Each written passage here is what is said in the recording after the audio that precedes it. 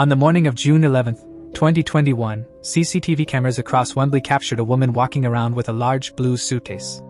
At first, the footage looked normal. Nothing seemed wrong. But soon, this same footage would become important evidence in one of the most shocking crimes in Wembley's recent history. The incident happened later that same evening. The Metropolitan Police received a call from a man who sounded very worried. He was staying temporarily in a house on Chaplin Road. He told them that the owner of the house, a 67-year-old woman named Deborah, was missing. Her phone and glasses, the two things she always kept with her, were still inside the house. This made her disappearance even more worrying. Deborah also had a history of serious mental health problems. She had been diagnosed with schizophrenia.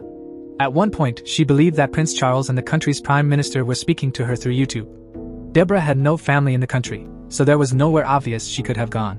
The only people who really knew her were members of her church. When police spoke to people from the church, they finally got their first clue.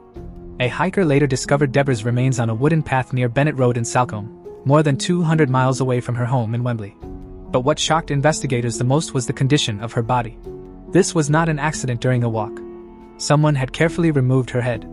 It was later found about 30 feet away from the rest of her body. An autopsy also showed that she had suffered strong blows to the head. This confirmed that the case was not just a missing person case anymore, it was now a murder investigation. Finding the person responsible, however, was not going to be easy.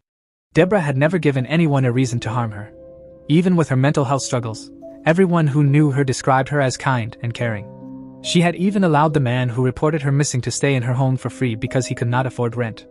But as investigators looked closer at the people around her, one person began to stand out: Gemma. CCTV cameras showed Gemma walking toward Deborah's home with a blue suitcase on the morning of June 11th, the same day Deborah disappeared, at around 6:30 a.m. Hours later, the same cameras showed Gemma walking away from the house. This time, she had two suitcases.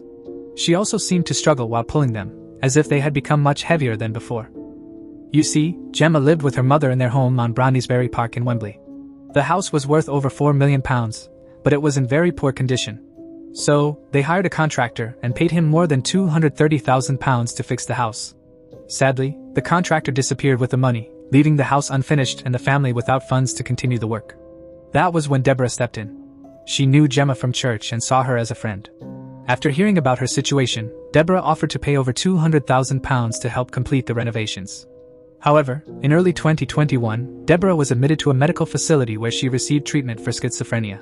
The treatment worked well, and she began to think more clearly. Because of this, she changed her mind about helping Gemma. By early June, she withdrew her offer completely. Instead, she advised Gemma to sell the house and use the money to start a better life. Phone records later revealed a message Deborah sent to Gemma on June 8th. "Until you sell the house, I don't want you to come to me or my house. I am very stressed." Gemma did not take this well.